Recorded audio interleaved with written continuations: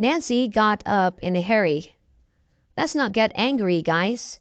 We're just here to have some fun." Yet Edward said, "Who are you to say that to me? I came all this way just because of Cindy, or none of you would even get to share the same room with me." Edward's words were a little harsh, and there was obvious displeasure in everyone's expression. However, due to the nature of Edward's status, no one could really say anything. Everyone here worked in Seachertown and could not afford to offend someone like the son of the district manager. One classmate raised his glass. "Mr. Channing, please calm down. Here, I'll drink with you." "Oh, and you are?" Edward said haughtily. The classmate said at once, "My name's Frank Cheddar. I was just transferred to Western District for work. It's a pleasure to meet you, Mr. Channing." Frank was all smiles, draining his glass in one go. Everyone else sighed to themselves. Of course, there would be someone like this at every gathering. The gathering soon turned sour, and no one had the appetite to eat any more. Wilbur was no exception. He was only holding back because of Nancy, and planned to leave as soon as he was done eating.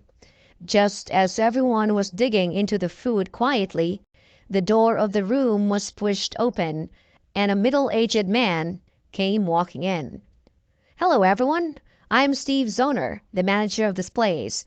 I sincerely welcome all of you." Steve raised his glass, indicating a toast to everyone. Everyone was a little surprised by the gesture. The manager here was probably someone with some status, yet he was there to make a toast to them. Just as everyone was about to raise their respective glasses in response, Edward said, "Thanks for that, Mr. Zoner." Steve chuckled. "I just heard that Mr. Channing was here, so I thought I'd come and have a drink with everyone." That only made everyone even more annoyed. Cindy was the only one smiling smugly.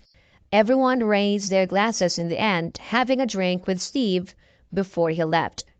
Just then, Cindy said, "I'm going to go to the restroom. Please excuse me." She then got up and went to the bathroom. Just then, a short, stout man came out of the bathroom, reeking of alcohol. The sight of Cindy's alluring curves made him light up, and he reached out to grope her buttocks. "What are you doing?" Cindy shrieked in shock, pointing at the man. The man flared up in anger at once.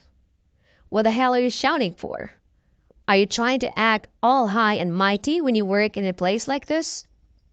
It was obvious that the man had mistaken Cindy for one of the hostesses there, from the way she was dressed. Cindy was furious at his words, slapping the man at once as she roared, "What the fuck did you just say to me? You're the one working here." The man was obviously caught off guard by the slap and did not return to his senses until Cindy had left. She returned to the room in a fit of rage, and Edward frowned at the sight of her. "What's the matter?" "What's the matter? I ran into a pervert and he groped me. Ugh!" Cindy fumed. Edward flared up at once. "Motherfucker! How dare he!" Upon speaking, Edward got up and walked out at once. His lover had just been taken advantage of. There was no way he was going to let that slide. Just as he left the room, Frank immediately got up too. "I am leaving too. I'd like to see who's got the nerve to do such a thing. I'm going to teach him a lesson."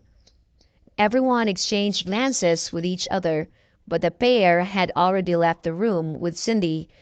They arrived in the hallway and saw the man making his way to the karaoke room angrily. Cindy shouted, "That's him!